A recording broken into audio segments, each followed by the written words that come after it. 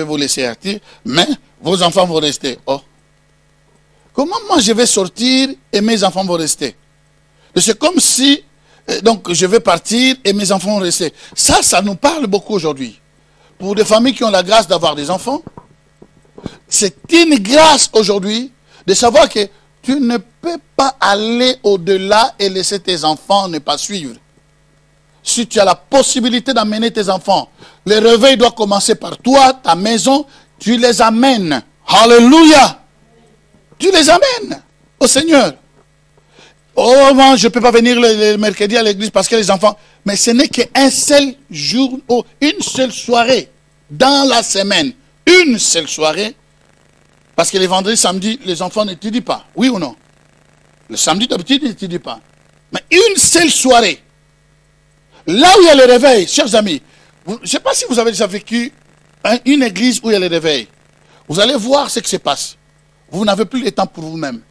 Parce que vous êtes 24 heures sur 24 heures dans l'église. Les gens viennent, les gens qui sont là, qui ont besoin. Donc quand nous prions pour le réveil, fais attention, est-ce que tu es prêt? Tu n'auras pas le sommeil.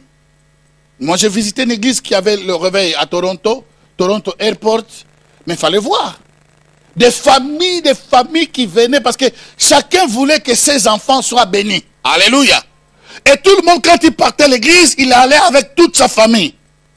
Aujourd'hui, parce que nous ne reconnaissons pas encore, ou peut-être nous ne savons pas encore ces poids-là avec nos enfants, alors nous disons, je ne viens pas parce que peut-être mes enfants vont aller à l'école. Oui, c'est vrai.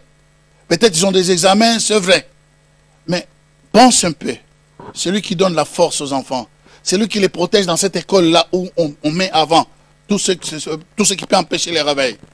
C'est celui qu'on devait rendre gloire à Dieu. Amen.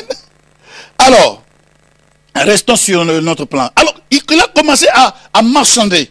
Vous allez partir, mais vous laisserez les enfants. Moïse dit non. Personne ne va rester ici. Nous et nos enfants. Quand il n'a pas réussi, il a attaqué l'autre côté. Il dit, bon, si vous partez, mais vos bêtes vont rester. Il a compris que ces gens, je ne peux plus les arrêter.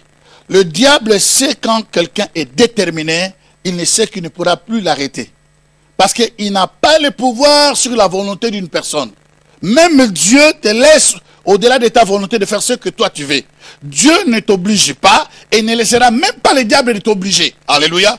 Si tu es décidé pour vivre le réveil, tu vas les vivre. Alors si dans les prochains jours, tu es décidé que ta cellule de prière soit une cellule de réveil, prépare-toi dans ces choses que je suis en train de parler maintenant. C'est-à-dire que tu dois te préparer parce que tu vas aller en rencontre avec Otobengi Mbonge. Alléluia. L'ennemi va se dresser. Il va commencer à faire des compromis. Il va chercher à te flatter, de ne pas faire ces efforts excessifs. C'est trop. Et toi, tu es un peu fatigué. Tu viens du travail. Il faut te reposer. Prends soin de ta famille. Il va te donner beaucoup d'excuses. Écoute, c'est bien d'être en famille. Et tu vas même donner des versets. Où être en famille, celui qui ne prend pas soin de sa famille est pire qu'un incroyant. Mais avant, ce n'était pas comme ça. Alléluia. Gloire à Dieu. Alors, lorsque Moïse a refusé, il savait que non, c'est fini. Le pharaon qui est le typique du diable, il dit non, ici, on ne peut plus l'arrêter. D'accord, c'est bon, qu'ils partent. Ils sont partis. Tout de suite après, il les a suivis. Il n'a pas laissé une semaine. Quand le diable laisse, ou quand nos ennemis lâchent, ils ne lâchent pas pour toujours. Hello? Aussi longtemps nous sommes sur la planète Terre, il y aura guerre. Vous n'avez jamais remarqué ça, qu'il y a toujours la guerre? Aussi longtemps que nous avons encore cette chair, qu'on le veuille ou pas, il y aura toujours la guerre. Mais je vous promets que celui qui a été sur la croix Golgotha, il a dit, ne craignez pas, n'ayez pas peur car j'ai vaincu le monde. Alléluia. Ça veut dire qu'il est de notre côté et l'assurance de vaincre est toujours avec nous. Parce que lui, il a déjà écrasé la tête du serpent. La tête a été déjà écrasée, mais c'est seulement la queue qui continue à faire des mouvements et qui fait trembler tout le monde. Mais la tête a été déjà écrasée. Jésus a déjà vaincu. Il a dit, n'ayez pas peur. petits troupeaux, car le Père, votre Père, a bien préparé le royaume pour vous. Si Dieu a préparé le royaume pour nous, ça veut dire qu'il a déjà vaincu. Alléluia. C'est à nous de prendre maintenant. Nous devons nous préparer à vivre le réveil. Le réveil, c'est donc sortir du sommeil, sortir de ces choses que le diable veut nous amener, sortir des mentalités du diable. Ça veut dire que dès qu'il y a un problème, je pense que c'est non, alors qu'il y a des esprits, hello, il y a des esprits qui travaillent, qui peuvent venir utiliser, je dis utiliser n'importe qui, hello. Alors, bref. Nous allons lire quand même le texte d'aujourd'hui. Je ne lirai pas le texte d'aujourd'hui. Nous sommes dans 1 Pierre, dans Actes chapitre. L'histoire commence au chapitre 4, mais je lirai par rapport au chapitre, commencé au verset 4. Ça commence au verset 3, mais nous lisons à partir du verset 4. Tandis que Pierre et Jean parlaient au peuple, survint les sacrificateurs, le commandant du temple et les Sadducéens. Mécontent de ce qu'il enseignait le peuple, la Bible dit quoi? Il était comment? Mécontent. Et ils étaient en train de vivre les réveils, mais quelque part, il y avait des gens qui étaient mécontents. Alléluia. Mécontents de ce qu'il enseignait le peuple. Soulignez ces mots-là. Mécontents de ce qu'ils enseignaient le peuple. Mécontents. Chapitre 4. Ils étaient mécontents. Ça, c'est déjà quelque chose à souligner et à repérer et à combattre. Le mécontentement, ceux qui étaient au Shabbat, ils ont entendu cela. La chute d'Adam et Ève. La chute du diable lui-même n'était pas l'obéissance, seulement la désobéissance, mais il était mécontent. Alléluia. Quand on est mécontent, on tombe dans ces pièges ici. Mécontent de ce qu'il enseignait le peuple, parce qu'eux aussi enseignaient le peuple, mais ils n'avaient pas les mêmes résultats que les autres. Et annoncer en la personne de Jésus-Christ la résurrection des morts. Souligner ces mots, la résurrection des morts. Annoncer en la personne de Jésus la résurrection des morts. Donc, quand on parle de la résurrection de mort, on se prépare à l'enlèvement.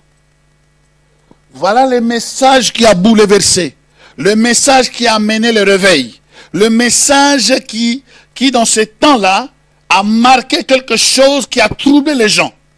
C'est ce message-là. Il prêchait que tous ceux qui croyaient en Jésus n'étaient pas morts, ils ont le pouvoir de ressusciter. Alléluia. La résurrection des hommes, c'est la clé. C'est la clé. Aujourd'hui encore, je vous assure, vous ne pouvez pas vous rendre compte sur 10 personnes qui ne viennent pas ou qui n'assistent pas à l'église, auxquelles moi j'ai parlé, dans ces cantons d'Itésien ou dans cette génération. Vous pouvez être étonné de voir au moins 6 personnes qui croient à la réincarnation. 6 personnes. Donc cela veut dire que c'est le temps où nous pouvons utiliser le même message pour avoir les mêmes résultats. Il parlait de la résurrection, tout d'abord de Jésus. Il parlait que Jésus a vaincu la mort, il est sorti, il convainquait les gens et il parlait que tous ceux qui croient en lui doivent ressusciter un jour et monter être avec le Seigneur. Je vous assure, il n'y a pas d'espérance plus que cette histoire. J'ai parlé à une personne aussi, au travail. Elle croyait à la réincarnation. Moi, je dis, mais chère dame, écoute-moi.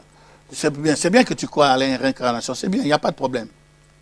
Mais moi, je ne crois pas à ça. Pourquoi? Parce que, tout d'abord, c'est stupide.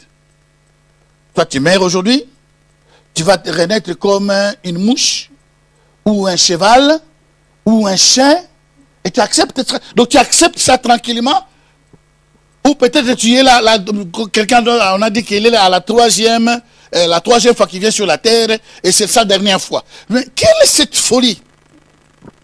Moi, je dis, écoutez, allez lire ce que vos maîtres ont écrit. Tous ces maîtres-là qui ont écrit cela, la plupart, quand on parle de Bouddha, à la fin, il a dit que j'ai cherché la vérité, mais je n'ai pas trouvé. Beaucoup d'éléments comme ça. Confucius, c'est pareil. Alléluia. Mais Jésus, lorsqu'il apparaît sur la scène de cette terre, alléluia, il n'a pas dit, il a dit que je suis la vérité. Cette vérité-là que vous cherchez, c'est moi. Moi, je suis la vérité. Alléluia. Aucun prophète a déclaré que je suis la lumière. Et tous les prophètes et tous les grands maîtres, ils cherchent une lumière. Et j'étais étonné le lundi moi j'aime bien une émission qui se passe en Italie qu'on appelle ça Voyageurs. Alléluia. Oh, si vous avez le temps, regardez ce genre de émissions. Et cette émission-là a fait révolutionner ma vie encore ce lundi. Malgré que j'ai dormi, ma femme criait sur moi. Et moi j'ai roussé. J'étais tellement fatigué. Mais j'ai suivi le premier pas. Écoutez, ils ont parlé de lumière. Les Illuminati. Tout le monde, même moi jusque-là, quand on était parti aux États-Unis l'année passée, nous savons que les statuts de liberté étaient offerts par la France. Oh, ça n'a rien à voir avec ça. La vérité était là. Que c'était un groupe de personnes qui étaient dans les francs-maçonneries qui ont offert ces statuts. C'est pour leurs objectifs. Et ces statuts, vous allez voir la statue de liberté, il a la lampe qui éclaire. Or, dans ce groupe-là, c'est aussi un groupe qui était caché. Ce groupe qui est puissant maintenant dans le monde entier, qu'on peut parler des Illuminati. C'est eux qui ont offert ces trucs-là. Voilà pourquoi ils ont mis la lampe Illuminati, donc éclaireurs, les éclaireurs, les gens qui ont la lumière. Et ils cherchent la lumière, ils trouvent des champs de lumière, mais Jésus déclare, la véritable lumière, c'est moi. Moi, je suis la lumière du monde. Celui qui me suit ne marchera plus jamais dans les ténèbres. Quand on est arrivé là, on voulait monter dans la tour là, on nous a interdit parce qu'on n'a pas prénoté. Quand j'ai entendu ça, j'ai dit Seigneur merci, parce que quand je sais maintenant que c'est les Illuminati, qu'est-ce que je vais aller faire là-bas? Et heureusement, il y a des choses que Dieu nous interdit. Tout de suite, vous ne comprenez pas. Vous ne comprenez pas. Rendez grâce à Dieu en toutes choses. Alléluia. Maintenant, je sais que c'est des Illuminati. Donc, on voulait rentrer là-bas, aller jusque là où il y a le feu là. Alléluia. Ne vous en faites pas. Il y a un problème ici. Alors, que Dieu soit glorifié. Il y a un téléphone qui sonne. Hein? D'accord. Gloire à Dieu. Alors, donc les Illuminati. Donc c'est ça que ces gens maintenant qui tiennent le monde avec beaucoup. Toutes les guerres qu'on voit aujourd'hui dans le monde entier. C'est quoi? Ce ne sont pas des guerres seulement. Derrière ces guerres, ce sont des sacrifices. C'est les sangs qu'ils demandent.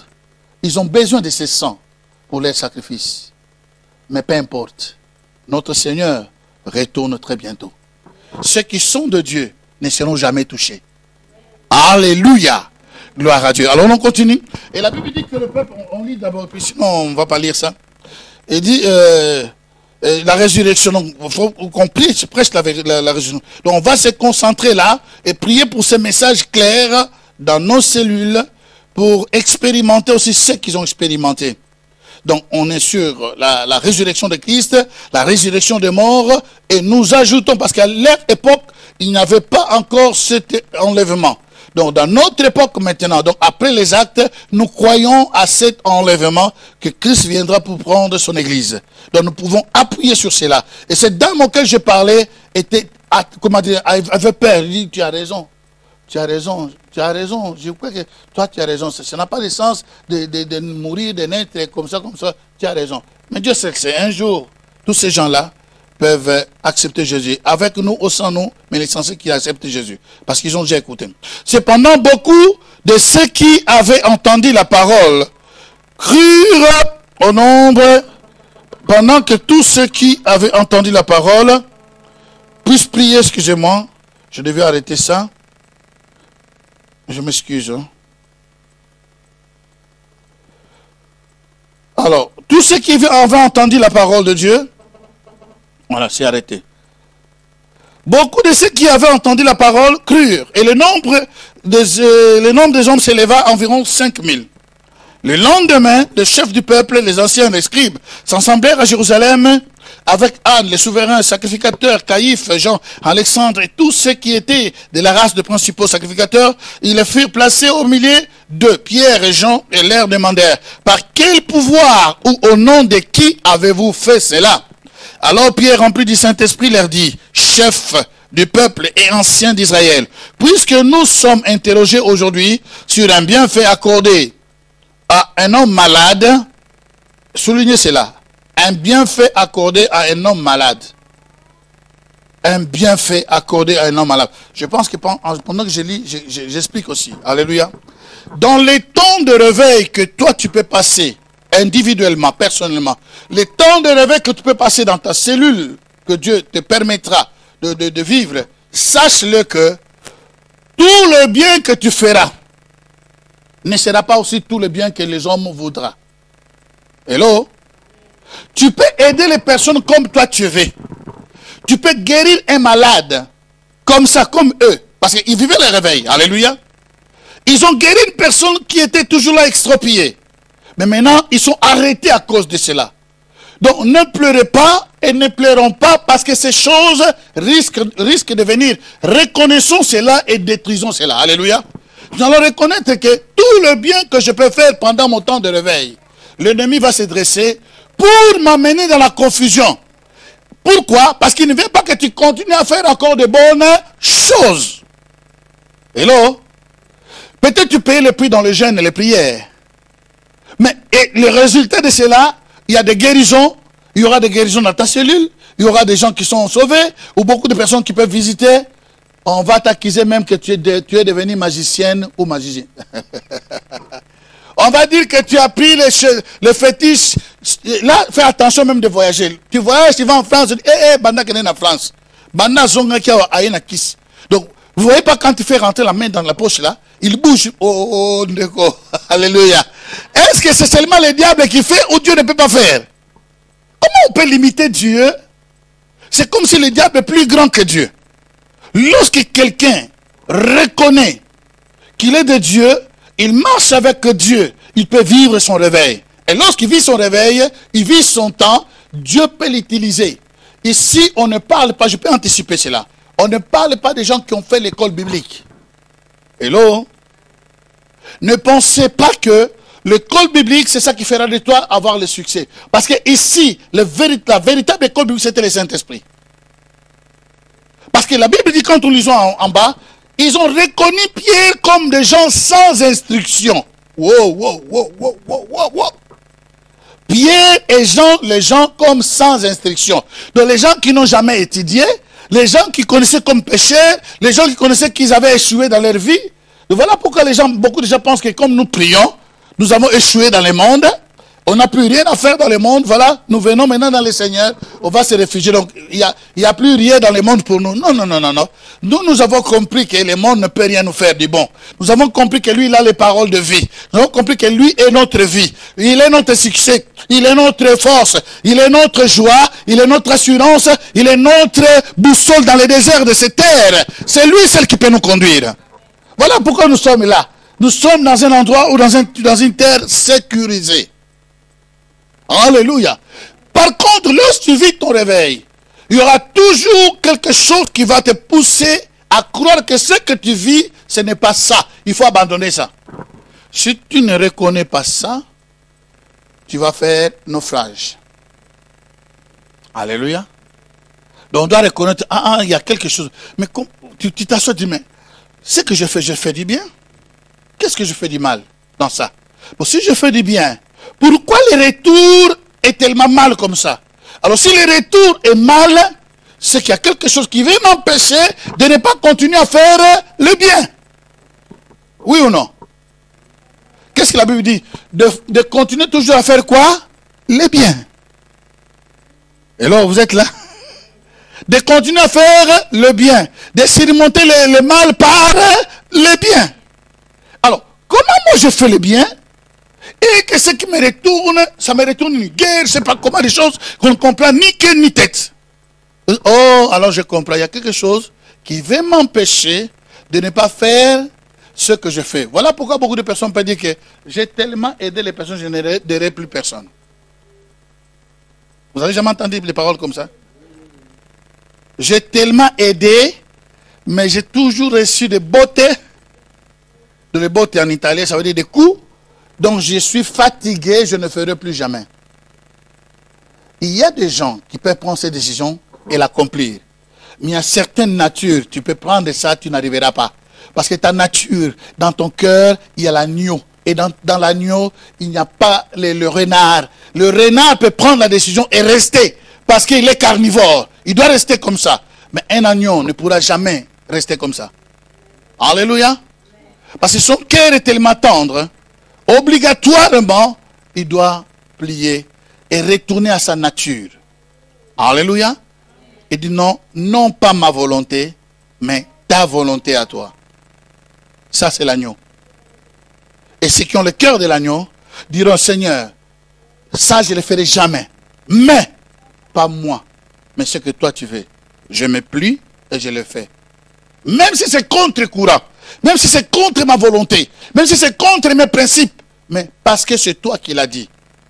Et le cœur de l'agneau qui se plie, et je sais cœur, je me plie aussi. Et je le fais. Alors, ils les ont attaqués. Si je vais lire encore jusqu'en bas, ça va aller c'est trop loin. Ils ont attaqué, ils disent, mais qu'est-ce que nous avons fait du mal? Alors, les chefs du peuple et les anciens d'Israël, puisque nous sommes interrogés aujourd'hui sur un bienfait accordé à un homme malade, afin que nous disions comment il a été guéri. Sachez-les tous, et que tout le peuple d'Israël sache, c'est par le nom de Jésus-Christ de Nazareth, que vous avez crucifié, et que Dieu a ressuscité des morts, c'est par lui que cet homme se présente en pleine santé. J'étais aux États-Unis, à New Jersey, et je passais sur une émission en radio. Une radio des Haïtiens. Et je prêchais sur la parole, et à la fin, je priais pour les gens à la radio. Et je priais pour les gens, et je criais au nom de Jésus-Christ de Nazareth. Il y a beaucoup de gens qui ont appelé après, comment ils étaient guéris. Il y avait une campagne là des gens qui étaient guéris incroyable. Dans la salle.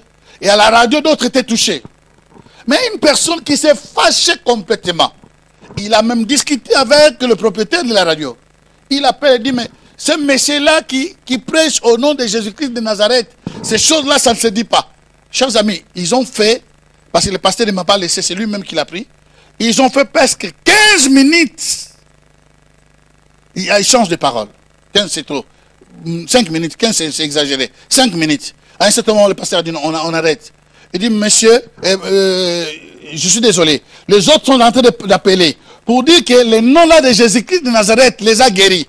Et toi, tu appelles pour discuter qu'on ne peut pas prier au nom de Jésus-Christ de Nazareth. Ça, ce sont des choses qui m'empêchent. Je vous assure sincèrement. Quand je suis retourné de la chambre, j'étais un peu troublé. Je dis, oh tiens, qu'est-ce que j'ai fait du mal? Et qu'est-ce que j'ai reconsulté les Écritures. Mais il dit, mais si les apôtres déclaraient cela, parce que Jésus-Christ n'a pas vécu au Congo, il a vécu à Nazareth. Alléluia. Où est le mal? Si je disais que Jésus-Christ du Congo, condamnez-moi. Mais on prononce là où il venait, là où il a grandi. Où est le mal? Parce qu'on fait la discussion, parce que la distinction, il y a plusieurs personnes en Israël qui s'appellent Jésus. Mais là, on précise Jésus-Christ. Donc Jésus, le Christ, le Messie de Nazareth, pas le Messie n'importe quoi. Il y a aussi de Jésus-Christ.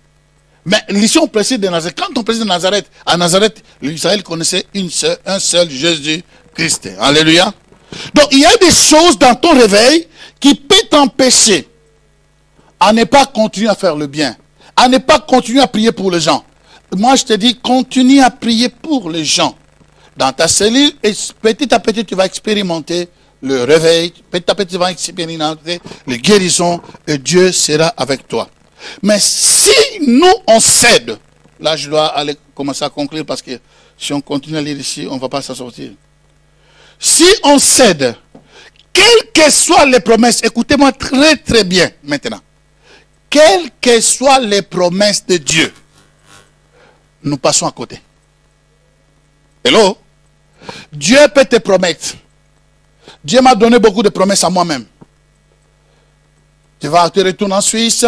Je préparais des gens qui vont t'aider pour amener ce message. Vous avez des messages, chacun de vous. je vais faire de toi ceci et de cela. Chacun de nous a des messages. L'Église a ses messages. Chaque famille a ses messages. Mais laissez-moi vous dire, le message de Dieu ne veut pas dire que cela s'est accompli déjà d'avance.